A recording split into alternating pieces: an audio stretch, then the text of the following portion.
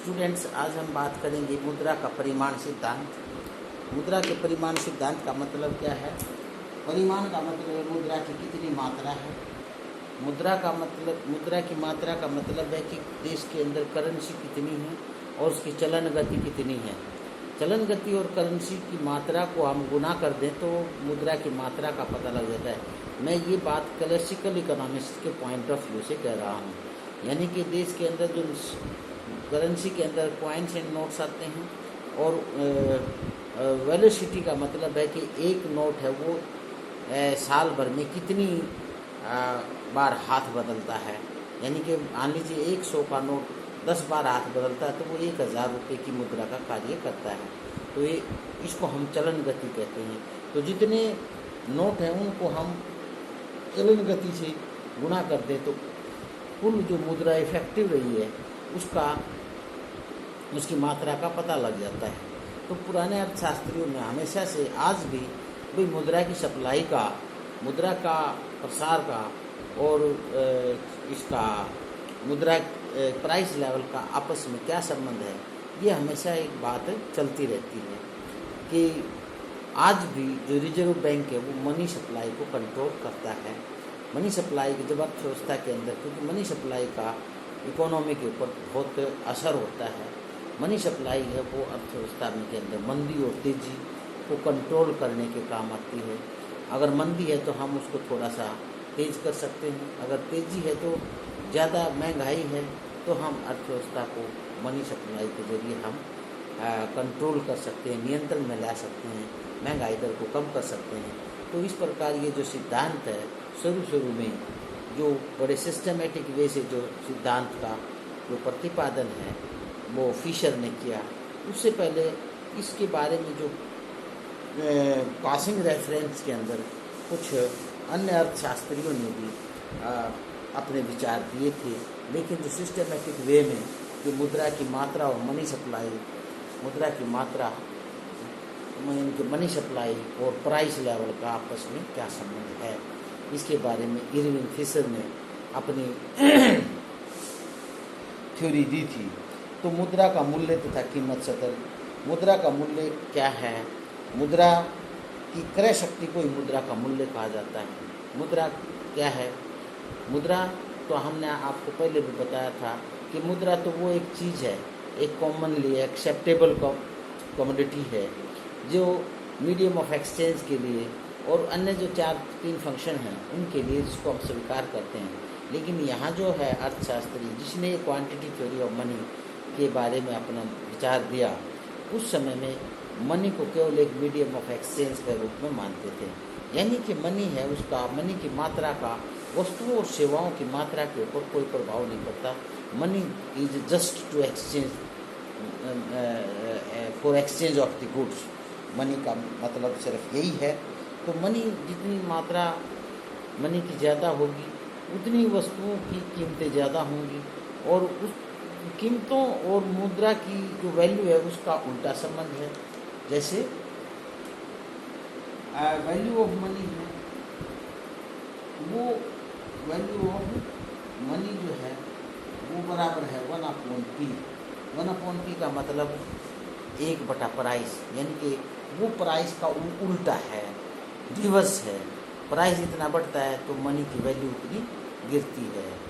तो मनी की वैल्यू 1 बटा प्राइस लेवल के हिसाब से हम कह सकते हैं। और मनी का जो वेग है, वेलोसिटी है, वेलोसिटी का मतलब आप देखते हैं कि एक नोट है, एक मुद्रा का एक इकाई है, चाहे वो किसी डिनोमिनेशन का नोट है, वो चलता रहता है। चलन इसलिए इसको करेंसी कहते हैं मुद्रा को, कि ये एक हाथ से दूसरे हाथ जाती रहती है, करंट में रहती है, वेग में रहती है। करंट का मतलब होता है फ्लो। तो ये मनी है वो कब फ्लो में रहती है, तो इसको इसलिए करेंसी भी कहते हैं। तो करेंसी की जो वेलोसिटी है वो डिपेंड करती है कि करेंसी कितने बार हाथ बदलती है एक जगह से दूसरी जगह, एक सौदे से एक सौदा करवाने के बाद दूसरा सौदा करती है। इसका एक सिंपल एग्जांपल मैं ये दे सकता हूँ।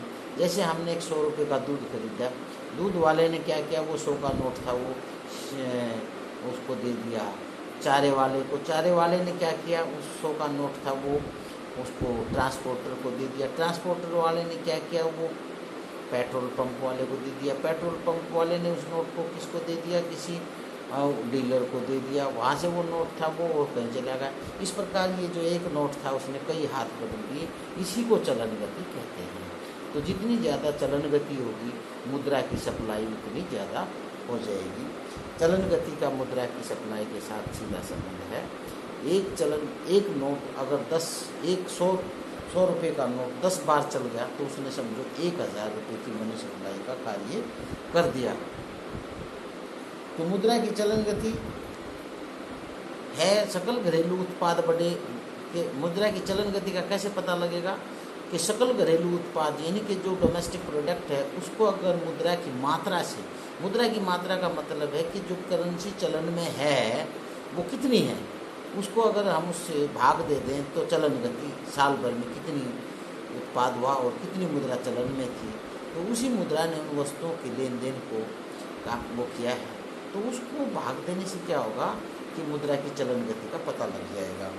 तो मुद्रा का प्रयोग इसको यानी कि अब हमने 2 बातों का पता लगाया। नंबर 1 तो हमने लगाया कि मुद्रा का कीमत स्तर क्या है, कीमत स्तर और मुद्रा के मूल्य का क्या संबंध है। तो कीमत स्तर किस बात पर डिपेंड करता है, कीमत स्तर प्राचीन अर्थशास्त्रियों के हिसाब से कीमत स्तर डिपेंड करता है मुद्रा की मात्रा के ऊपर। मुद्रा की मात्रा जितनी ज़्यादा होगी कीमत उतनी ही ज़्यादा होगी, और मुद्रा की मात्रा कम होगी तो जनरल प्राइस लेवल उतना ही कम होगा। ये दूसरी बात, मुद्रा की वैल्यू का और कीमत स्तर का क्या संबंध है, उनका उल्टा संबंध है। मुद्रा की वैल्यू कीमत स्तर बढ़ता है तो गिरती है, मुद्रा की वैल्यू कीमत स्तर कम होने पर मुद्रा की वैल्यू बढ़ती है। मुद्रा की वैल्यू किसे कहते हैं, मुद्रा की वैल्यू का मतलब है परचेजिंग पावर ऑफ मनी, क्रय शक्ति कि कितनी चीज़ खरीदती है। जैसे मान लीजिए हम ये कहें कि हमारा रुपया है वो 1 किलो गेहूँ खरीदता है और हमारे देश के अंदर, और अमेरिका का डॉलर है वो 40 किलो गेहूँ खरीदता है अपने देश के अंदर। तो इसका मतलब गेहूँ के रूप में हमारी डॉलर की शक्ति है, डॉलर की क्रय शक्ति है वो हमसे ज़्यादा है, क्योंकि वो 40 किलो गेहूँ खरीदता है अपने देश के अंदर। हमारे देश के अंदर 1 किलो गेहूँ खरीदता है 1 रुपया। तो इस चलन गति ना इसे हम वैल्यू ऑफ मनी कहेंगे देश के अंदर। और इसका मान लीजिए ये मात्रा, मुद्रा की मात्रा बढ़ जाती है तो वैल्यू ऑफ मनी गिर जाती है। तो मुद्रा का चलन तो अब हम बात करेंगे मुद्रा के परिमाण सिद्धांत की। परिमाण सिद्धांत क्या कहता है, एक सिंपल जस्ट एक थ्योरी है। थ्योरी का मतलब एक विचार है उनका कि उन्होंने एक उन चीज़ों को लेके और एक इक्वेशन बनाई कि भाई अगर ऐसा होगा तो इसका रिजल्ट ये आएगा। तो उसने कहा कि भी मुद्रा की मात्रा और प्राइस लेवल में सीधा संबंध है कि मुद्रा क्वांटिटी थ्योरी ऑफ मनी, यानी कि मनी की क्वांटिटी प्राइस निर्धारित करने में इम्पोर्टेंट है। यानी कि मनी की क्वांटिटी ज़्यादा होगी तो वही चीज़ें ज़्यादा मनी के बदले बेची जाएंगी, और मनी की मात्रा कम होगी तो वही चीज़ें कम मनी के बाद बदले बेची जाएंगी। तो इसी को हम क्वांटिटी थ्योरी ऑफ मनी कहते हैं। क्वांटिटी थ्योरी ऑफ मनी के अंदर मुद्रा की मात्रा और कीमत स्तर में संबंध स्थापित किया गया है, और इस थ्योरी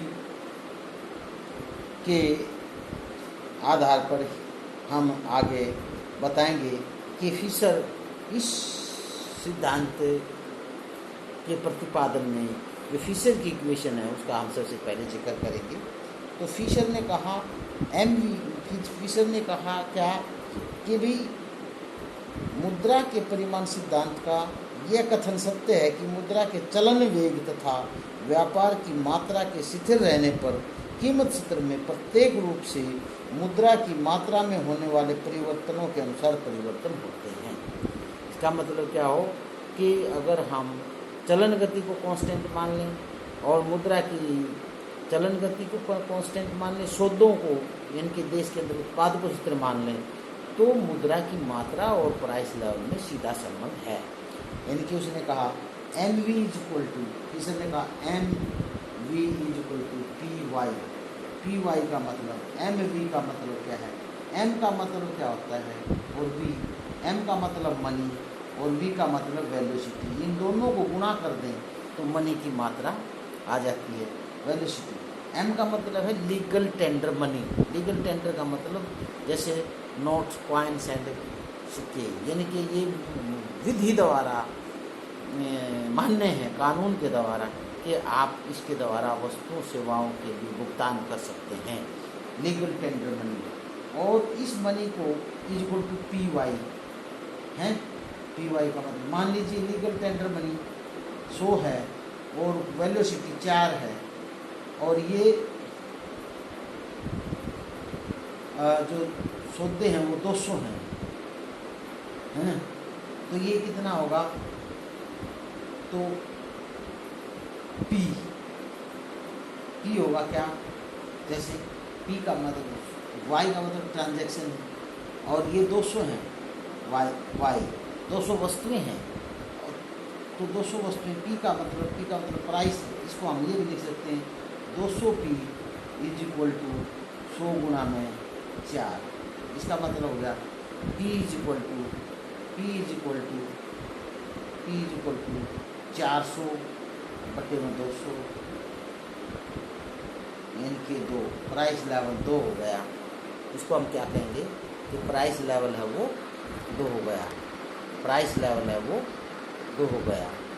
2 होने से अब वो करता है, अगर इसके अंदर हम बैंक मनी जो एम, इस मुद्रा का और आगे विस्तार करते हैं कि ये तो था लीगल टेंडर और वो, लेकिन बैंक मनी और उसकी वेलोसिटी को भी जोड़ दें हैं, तो मुद्रा की मात्रा अगर बढ़ जाती है तो